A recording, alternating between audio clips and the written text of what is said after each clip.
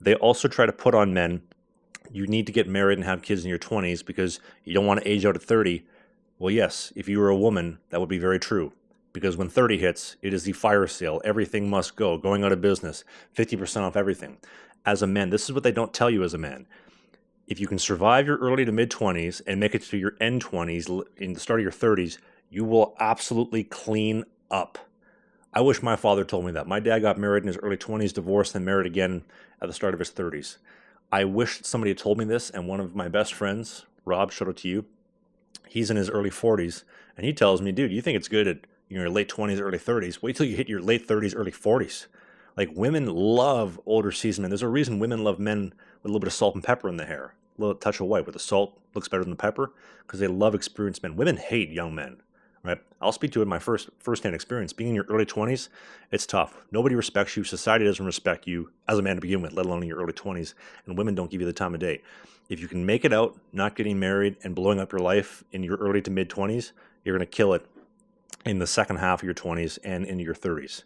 And also, if you are soft, you're going to let your woman lead because she's your equal. Women don't want to be equals. Women really want a dictator. They literally want a dude who's going to be like, this is how it's going to be. Respectfully, shut up. This is how we're going to do things. Women want that. Society tells you no. Don't listen to what they say. This is what women respond to best, I have found.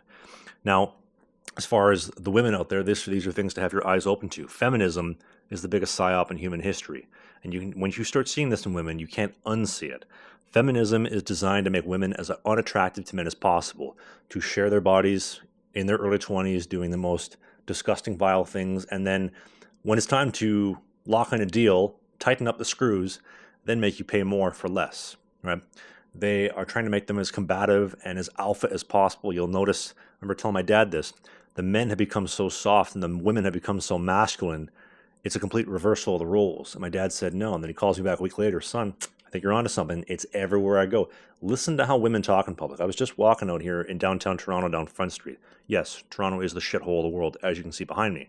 But all these women dressed up for the Blue Jays games with these low, skimpy cut tops, profanity, cuss and swearing, just no class and no soft feminine edge. Soft feminine touches, I should say. You don't want women with edges. It is a beautiful thing when a woman has femininity and doesn't sound like a truck driver or a sailor or is cussing and swearing. It is gross. So that's another element. They're trying to make women as unattractive to you as humanly possible.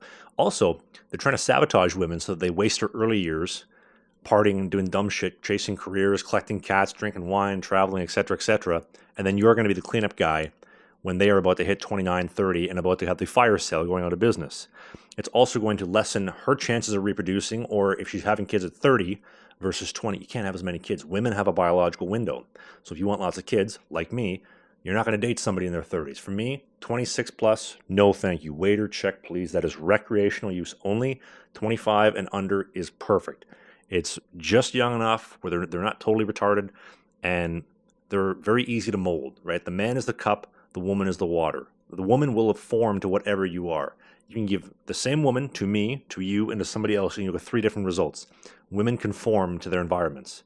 You have to be exactly that. And if she is, in my opinion, if she's 26 plus, for sure 30, she is too old to mold. Also, with feminism and women getting into the workplace, and if you're going to have kids, the woman wants to work. She's going to be a career woman. Therefore, you got to work too because you need 2 incomes to support a family. The kid is going to be in the state's control. The state is going to have its programming through the daycare, elementary, middle school, high school, and the university system. They come out 24, 25 with only female influences because only women work in those fields for the most part, which are taking in the state's programming.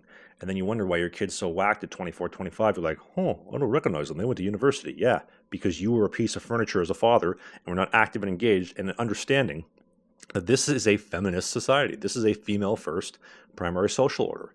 It is designed to help women, not to help you.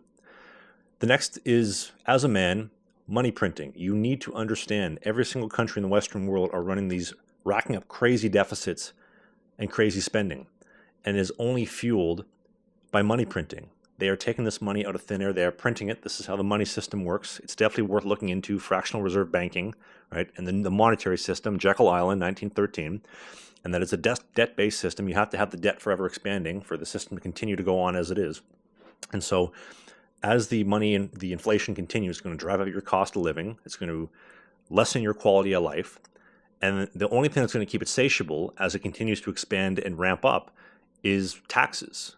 Taxes take the money out of the system as they print money and throw it in. If they just threw the money into the system, we'd have 50,000% inflation.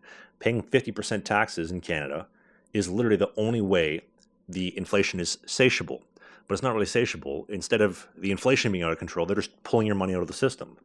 So you need to understand this, and that the only way to survive this is to have assets.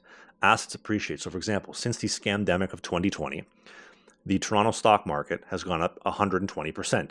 The average Canadian wage has gone up 9%. If you're an average worker saving your money, you're going to get cooked. If you got money and assets, you're going to do fine. You're going to be fantastic. Inflation helps rich people. It crushes poor people or middle class. They're trying to wipe out the middle class. And if you followed every collapse of every empire ever, it follows the exact same formula, and it is crushing the middle class through monetary inflation